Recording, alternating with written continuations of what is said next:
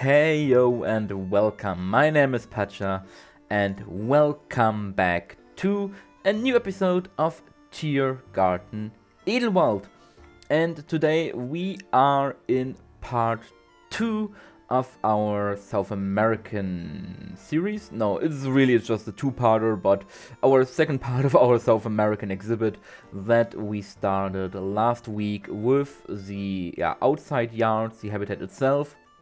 And today we are gonna finish it up with the South America house itself, the home of the giant anteaters as well as the capybaras, the backstage area for the greater Rhea we did also last week, which isn't really something the guests can go into, so we didn't spend that much time or no time at all basically on making an interior for it. But for this one, the guests can enter, they can go inside the house to see the animals, most likely during the winter times, so the colder times when the animals can't be outside. They can go in that house to see them there. So there is an interior, we're gonna build an interior. And if you look at how long this video is, once again, I'm very sorry first of all that the video is so long again.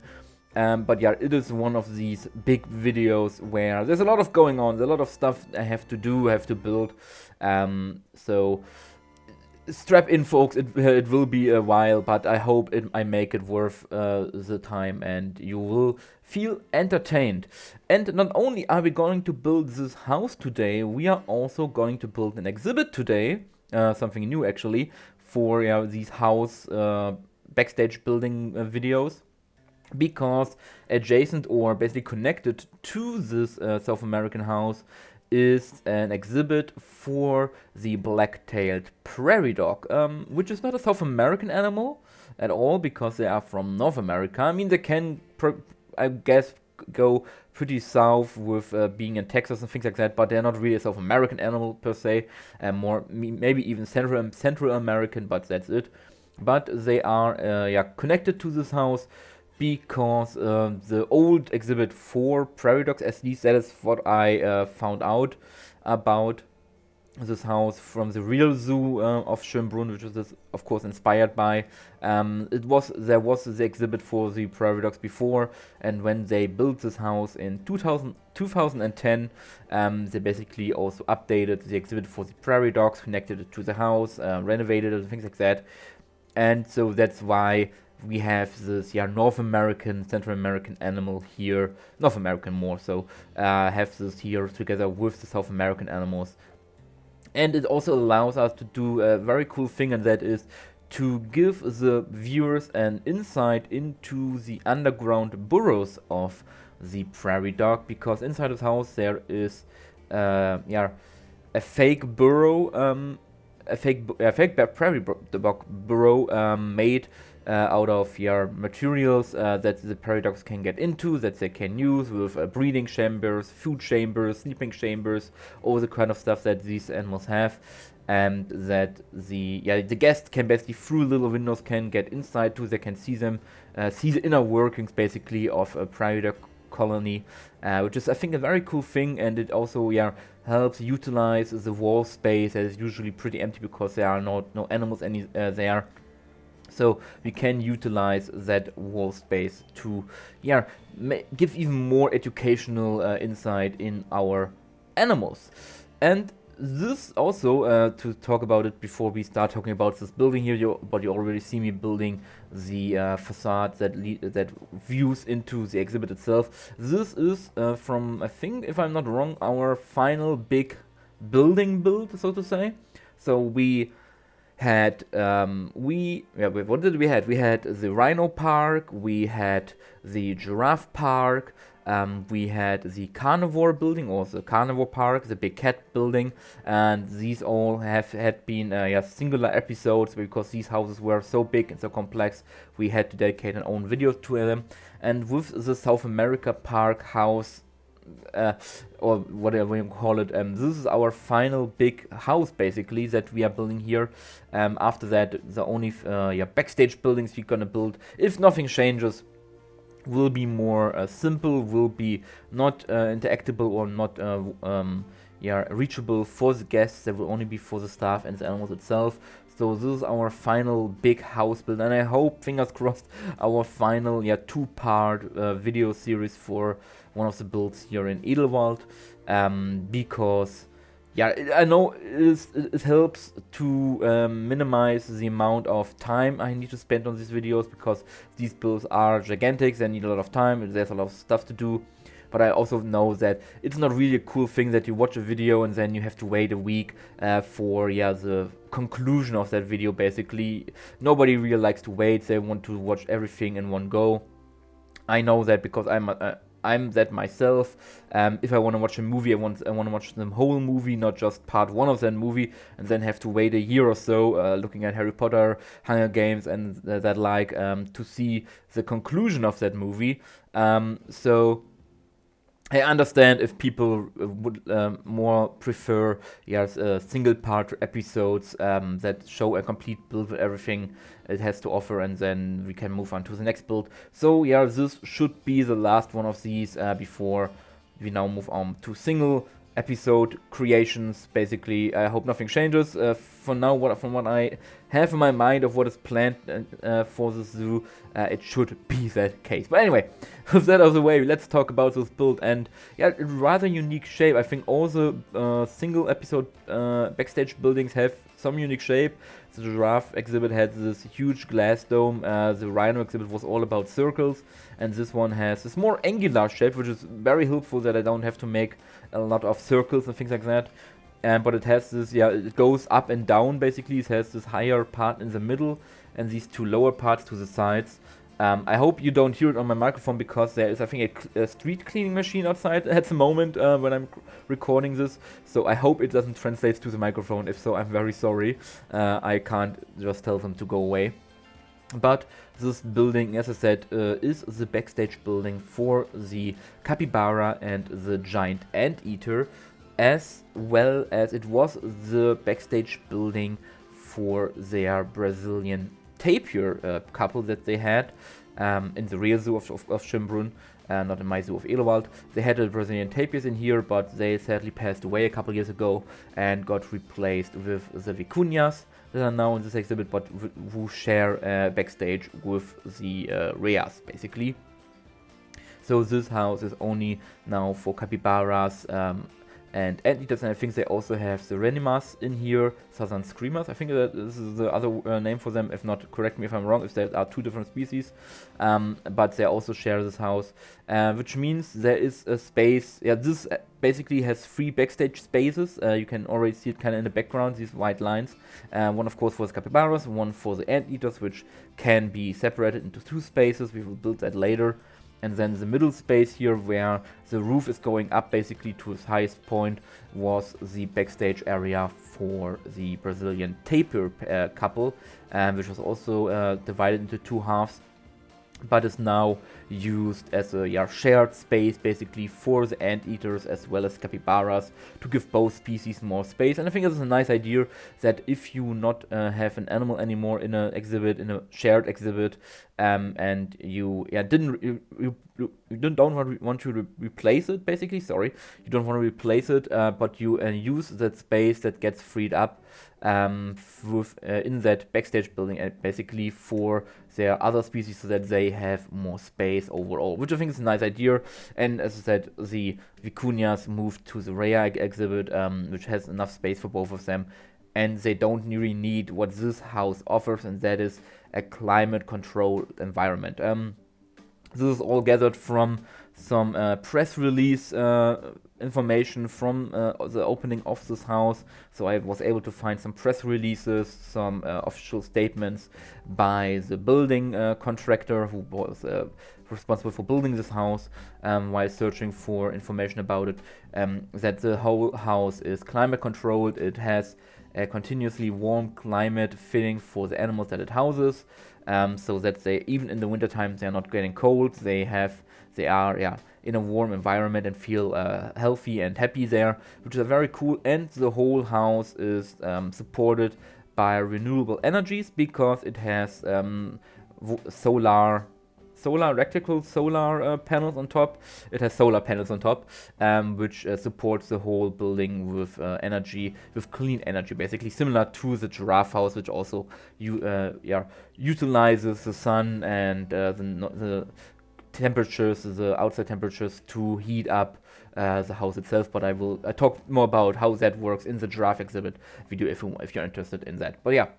So this whole house lives from green energy, which I think is a really cool thing, and I also was happy to include the solar panels on top later on. And what I also talked a little bit about last week in the other video was that this whole building is overgrown as hell. If you go onto Google Earth, Google Tiergarten Schönbrunn or so Schönbrunn, so Vienna, whatever you want to call it, and you look for this house, you can basically, if you know the map of my zoo, you can pretty much find it easily where this house is located.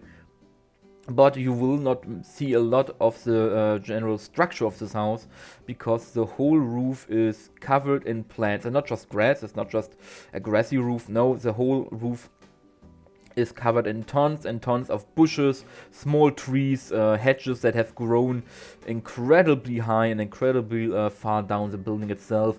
It is crazy how much this building is overgrown, and if you compare it to pictures when it was first opened, which I found, it was nothing. The whole roof was flat. There was a hedge on there and some grass was planted, because it was always planned as a green roof. But comparing it to now, almost 15 years later, we are in 2025. Sorry, it was built in 2010. We are now in 2025, so 15 years later. It is crazy how much nature has overtaken this building, and it looks very cool, because it looks it fits right in with the surrounding environment. You don't really notice the house when you're not paying attention. Especially if you're looking from the habitat itself towards the house, it basically blends in with the surrounding nature because of how much plants are on top of it. And I hope I managed to recreate that. It wasn't the easiest part, but I tried my best, and I definitely wanted to capture this vibe of this being basically a jungle inside this temperate city zoo, temperate city zoo, having a tropical jungle basically in here. But yeah, as we are now approaching the inside of this building with all the different backstage exhibits, backstage holding facilities. That is what I want to talk about, and of course the space for the guests. And I wasn't sure how large I wanted to make them, because I was never in this building when I was in Schönbrunn. This building was closed for whatever reason. Probably some animals had babies or something like that, or there were some renovations going on. The building was closed, similar to the big cat house. I couldn't go inside, which was very sad, because this is also the only way to access the viewing domes, we can talk about that later, that are in the Prairie Dog exhibit. So I didn't have the chance to take any pictures from the inside. So I had to rely on Google Pictures. I looked up tours of this building. Sadly, most didn't had any footage of it. For example, CHS Place or CSH Place, I think this is his name. He didn't have any footage of the inside of this building or any footage of this house at all, which was very unfortunate. So his was basically useless. There was a German zoo tour person. Leibniz, I think his name is, who had some footage of the inside, but not really much. It was only of the Anteater exhibit. So I was really a little bit struggling with how the inside looks. Luckily, then I thought about, we have ZooChat. We have ZooChat, which is a community of people who photograph zoos, exhibits, and animals and share them on this website.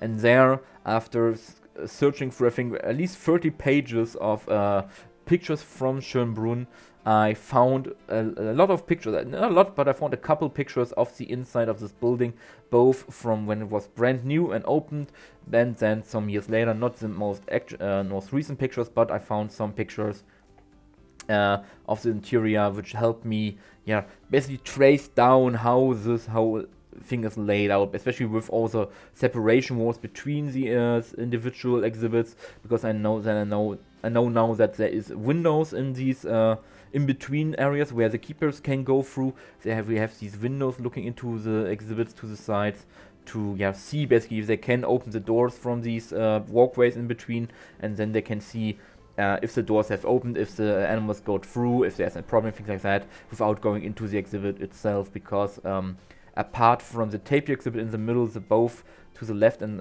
right, the Anteater and the Capybara one are basically isolated from any direct keeper interaction. The tapir one in the middle has some lower fences and is open for the keepers to get into, which is of course not the community space, but the other two are a little bit more separated, and then these windows help to see what is going on in the exhibit without going inside, because also Anteaters are crazy dangerous. They don't look like much, but they have really sharp claws, and they know how to use them, and there are enough people who have been injured by an Anteater. So that's also one of the reasons why I don't understand why Planet Zoo lists these animals as to have as a walkthrough animal, why they guests can enter the habitat for a giant Anteater.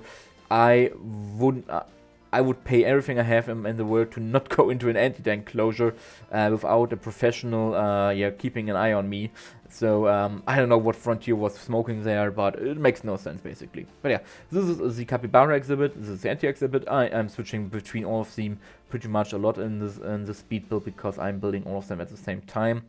And for the ground, in the real world, they have this very much hilly, ruggedy ground texture with a lot of valleys and little hills, not valleys, but little ups and downs in the ground, which is very cool. Which simulates this very natural ground floor for the animals, and I don't really have that with artificial flooring. So I decided to go for the mud walls basically, because they are totally flat, as all walls in Planet Zoo are, but they have this texture that looks like it has some texture to it basically, that it goes up and down.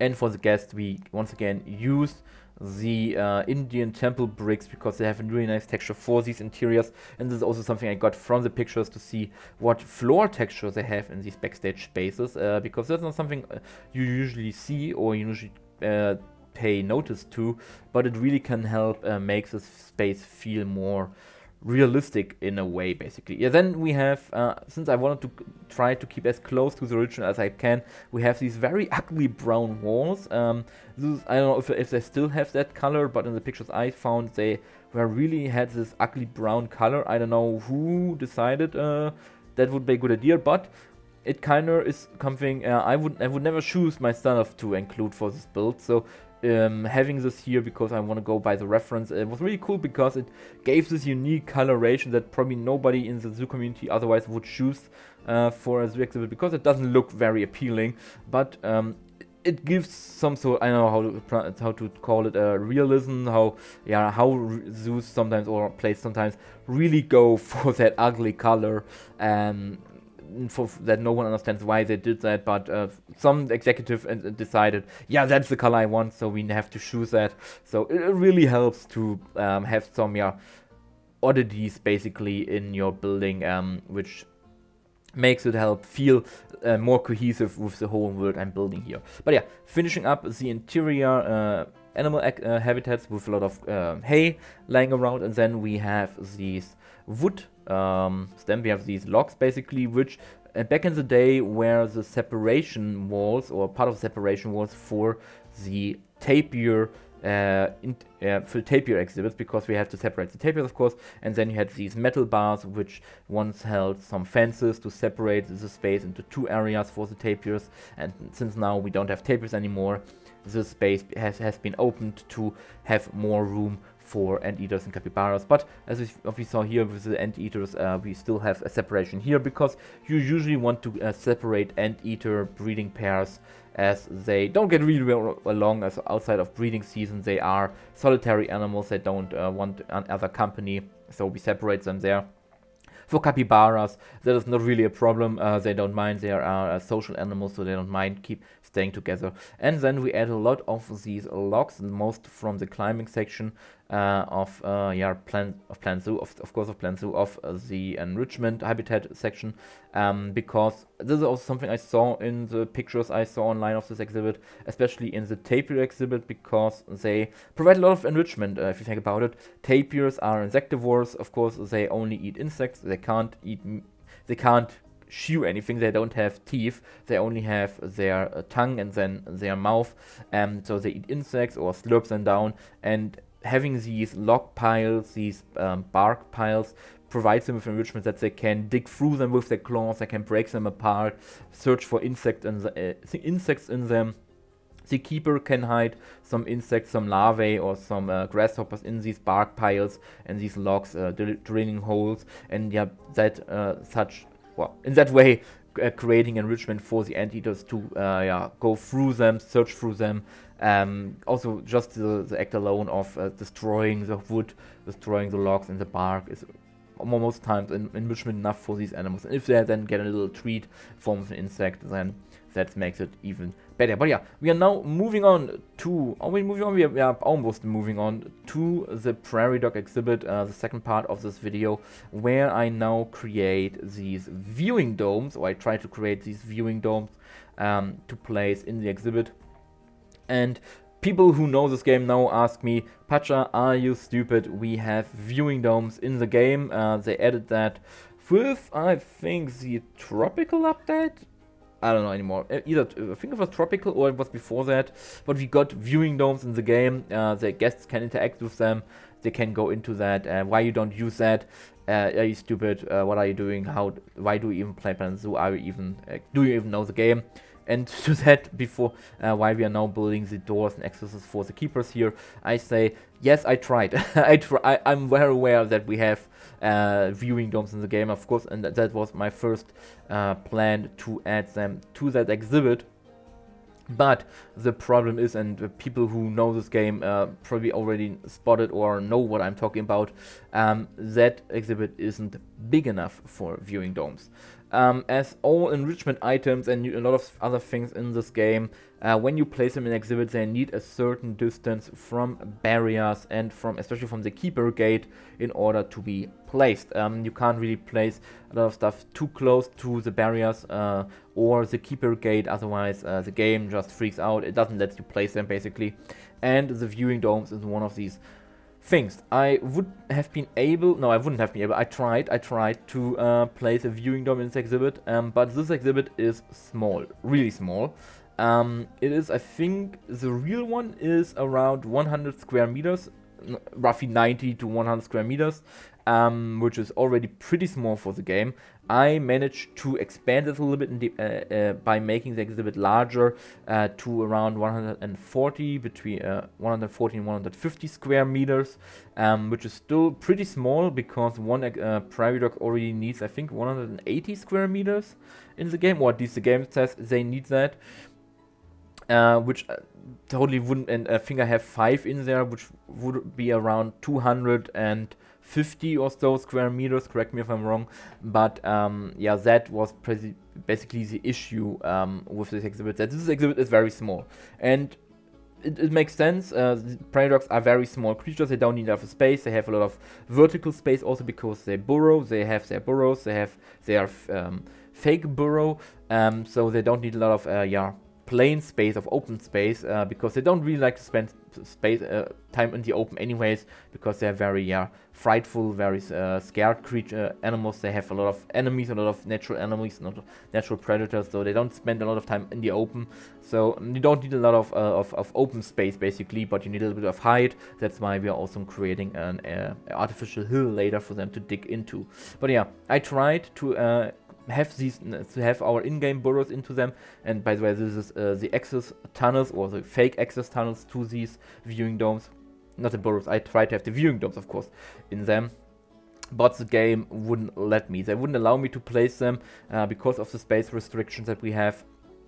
So I had to decide whether I either scrap the viewing dome idea totally and completely and opt for the smaller building or for the small exhibit, or I just make my own viewing domes, make them non-functional, but look like they could be functioning, and yeah, have it that way. And I decided, because it looked cool, it was something that is very common in zoos, to have viewing domes in rabbit exhibits, prairie dog exhibits, meerkat exhibits, all these small animals. They usually have a viewing dome.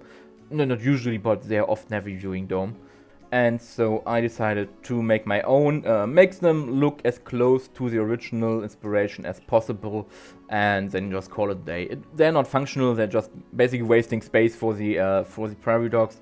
But in the end, I tried it, I tested out. The prairie dogs can move just fine, they're not stuck on anything, they have space. I don't want to look into if they're happy with the space they have, probably not, but they have the space they can use. Their enrichments, they can use the burrows. Also the burrows that we have in game, they can use them, they can burrow themselves, so I'm fine in the end with how everything turned out. But yeah, we are now of course greening up the roof, or making the first green underlayer, so that we don't have any gaps in the end, and then we're also adding some windows to let in some natural light, and that now concludes the house itself, apart from some decorations that I did after recording this. And we now move to the prairie dog exhibit.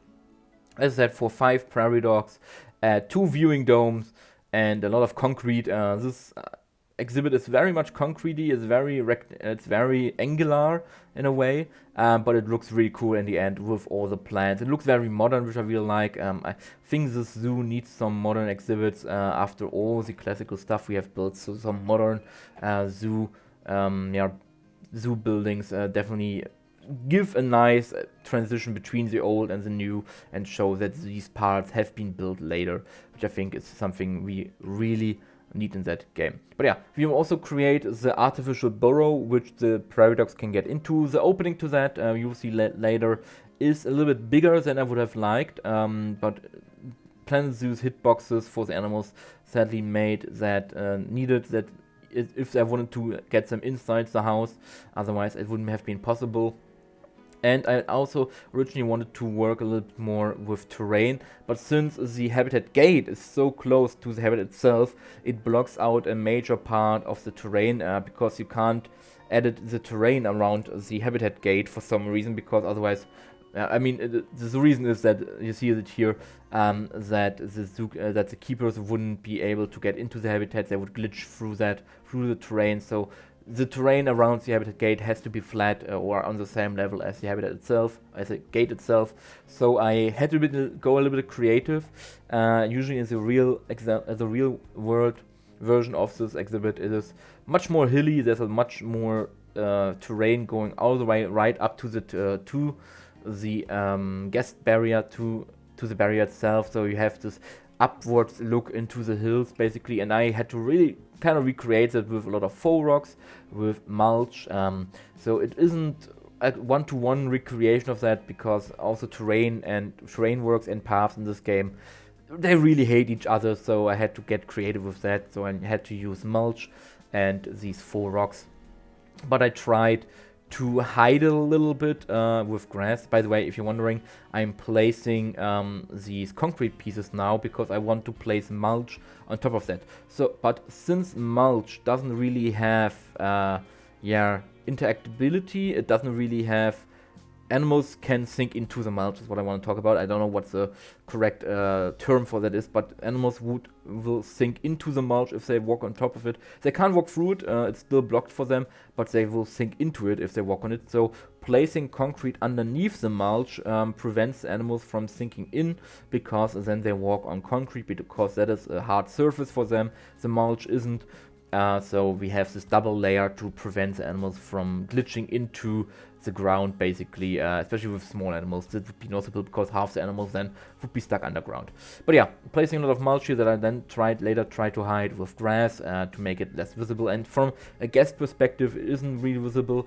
Then I noticed that the color of the rock was very wrong. It was more of a grayish color in the original, and which mostly think because it's not a dry habitat. Prairie dogs are not only found in dry areas, they're also found in more temperate areas. So this is more a temperate look to this habitat. So I had to go with more temperate rocks basically here to create a delusion. And then after that we will move to the interior burrow, which they can use to a degree. They can get up to the normal level, and they can go to the higher level of that burrow. You will see that in a moment when I'm going there, but they can't go down to the lower level of the burrow because of the walkability of the hitboxes of these animals, which sucks a little bit that they can't do that. I also had a hard time making this lock enrichment piece, which I really like for the small animals work. It didn't really want to, or it showed as if it wouldn't be working. I already made that? Okay, I think...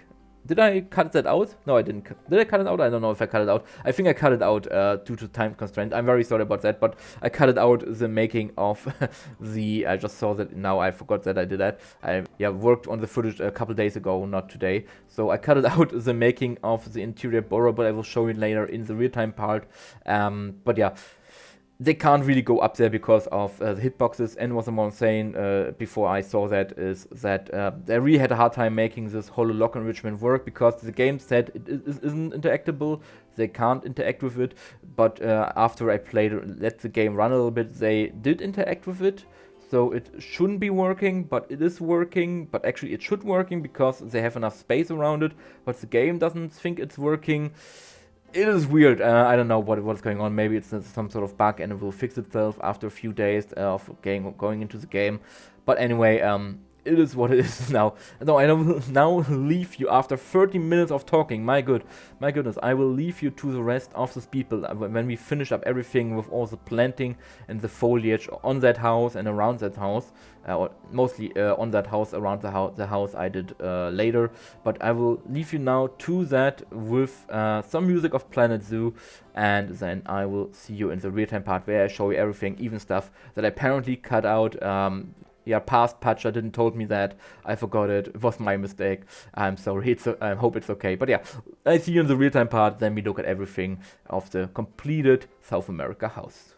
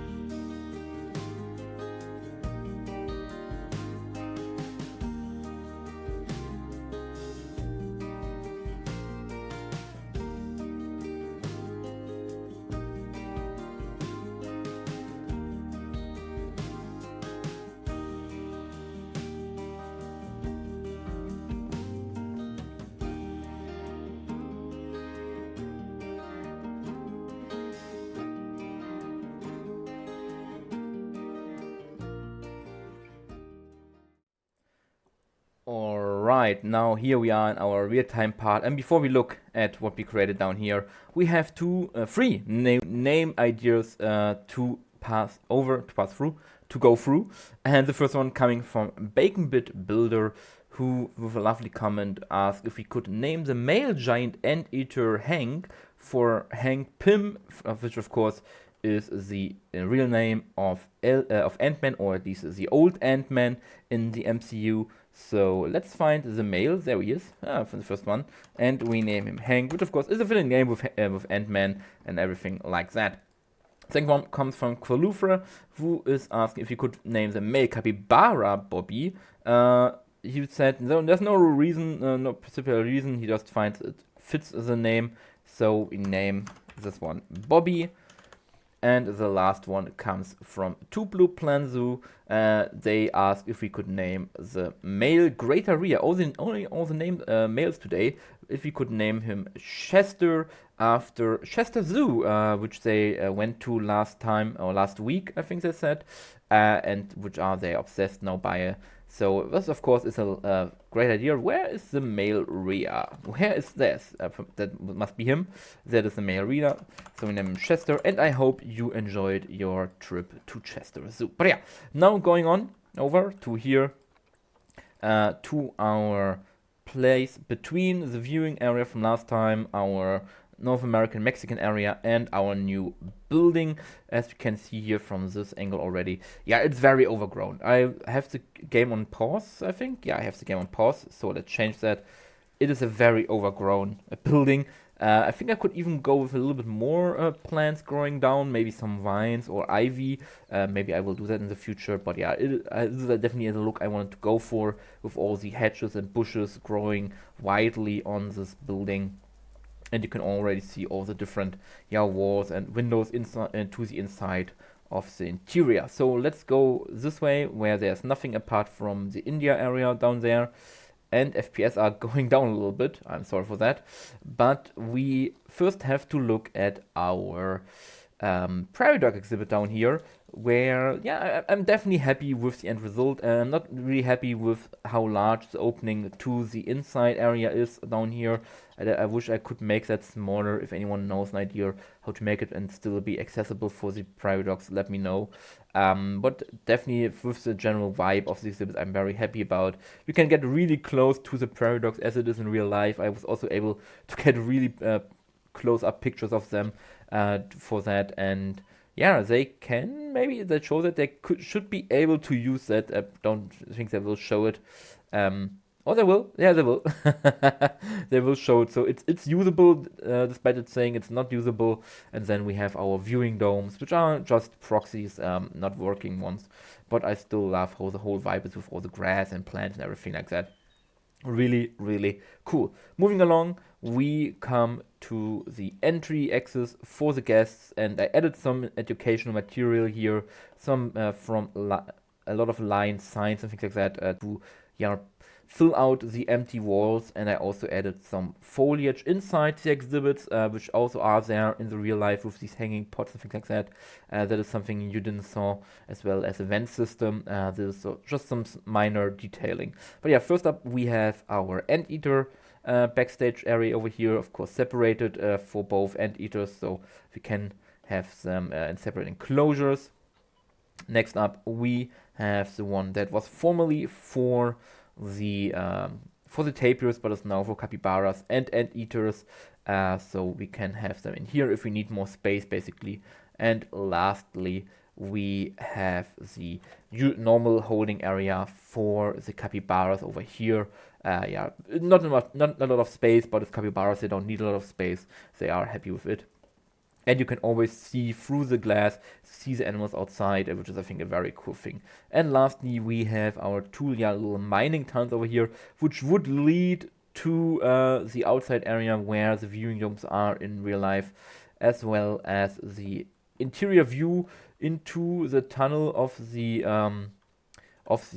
Prairie Dogs. I definitely think I could do that better. Maybe I will work on this a little bit more. This was basically the first thing I thought would work, but I definitely need to work a little bit more on it. I definitely missed a wall over here, for example. So this is definitely something that will be changed once I have better ideas, as well as that. I don't know what this is, but it has to be gone. Same if I can select it. Yes, if I can select it, this also has to be gone, as well as that. but I will do that after the video.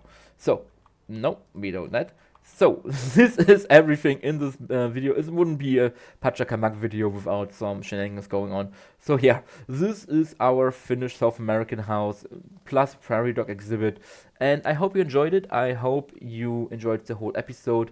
And then I hope I see you in the next one next week. And until then, you have a great time, you stay safe, and bye-bye everyone.